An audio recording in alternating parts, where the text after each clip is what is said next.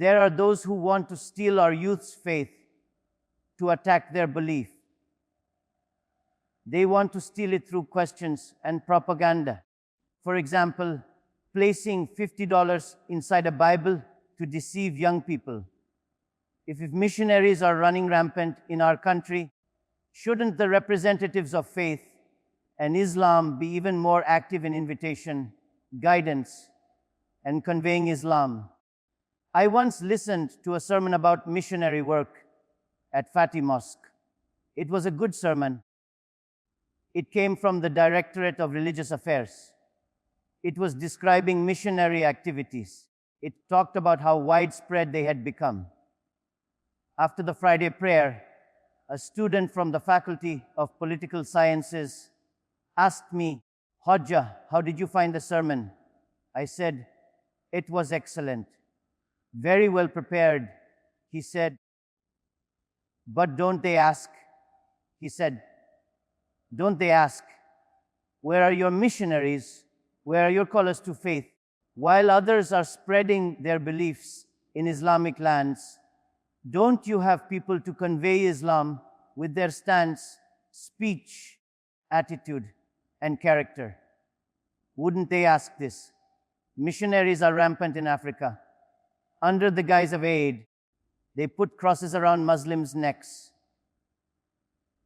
The aid team comes as language teachers or professors, but in hospitals you find that neither the nurses nor the doctors are ordinary. They're actually missionaries working diligently for their cause in Africa. So why don't we have callers, people to convey our faith? Wherever the pioneers went, those with hearts, with wisdom, went before the army and brought the beauty of Islam.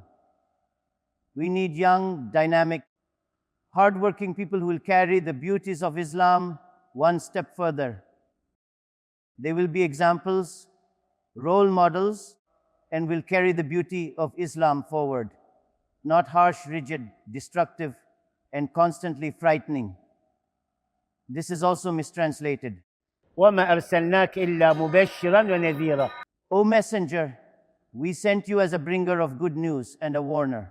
No, we sent you as a bringer of glad tidings and a warner. Yes, good news and warning must go together.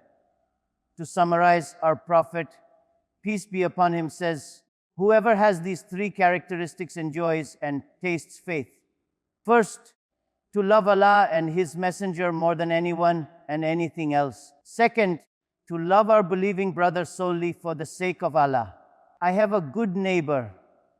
I have no benefit from him, but I love him for Allah's sake. To love for the sake of Allah, to love our teachers, students, elders, and people for Allah's sake. And third, to have such a strong faith and determination that equates being deprived of faith to falling into the fire. May my Lord not let us be deprived of faith. What does it mean to be deprived of faith? Today, there are those who worship monkeys. Today in India, there are those who worship cows.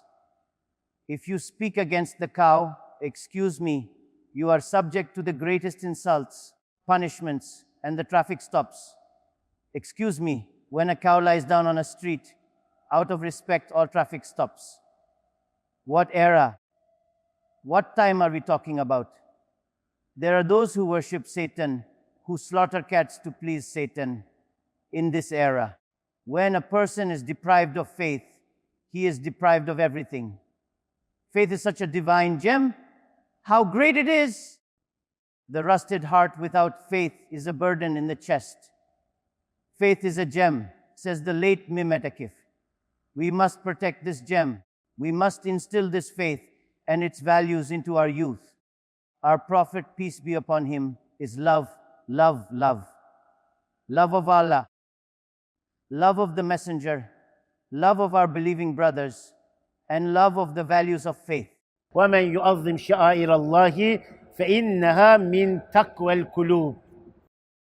Those who value what Allah values fulfill this from the piety in their hearts. To love Allah means to love His Messenger, to reflect His commands, Allah's commands, and the Messenger's advice in life. To love Allah means to reflect the great Quran in life. وأن ليس للإنسان إلا ما سعى. Only the hardworking finds reward, says the great Quran. It commands Muslims to work, but Muslims do not work. The Holy Quran. إنما يخشى الله من عباده العلماء. Only those with piety truly fear Allah. Only scholars truly fear, it says. The great Quran advises knowledge. قل هل يستوي الذين يعلمون والذين لا يعلمون. Say, are those who know equal to those who do not know? Dozens of verses command knowledge. Our Prophet, peace be upon him, established circles of knowledge, and then wave by wave, knowledge circles, books, libraries spread all over the world. But how much are we on the path of knowledge? The Quran commands us justice and trustworthiness. The Quran commands us to love. We are obliged to live the moral principles of the great Quran. The prohibitions of the Quran: alcohol, gambling, fornication, usury, unlawful earnings. We must accept these prohibitions as red lines in our lives. This is the requirement of love for Allah, the requirement of love for the Messenger, to protect his trusts, and also to perform the supererogatory worships prescribed to be a better Muslim, to remember Allah, the recommended dhikr.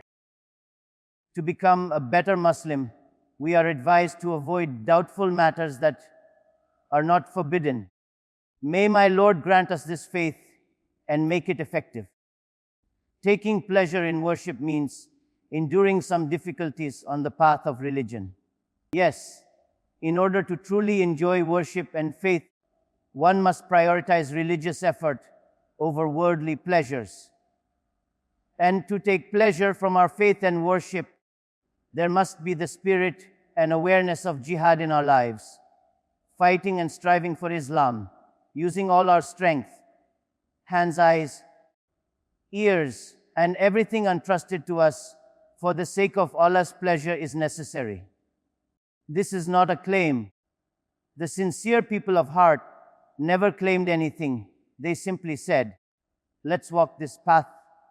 They have strived on the path of service, servitude, and following the sunnah of the Prophet, peace be upon him.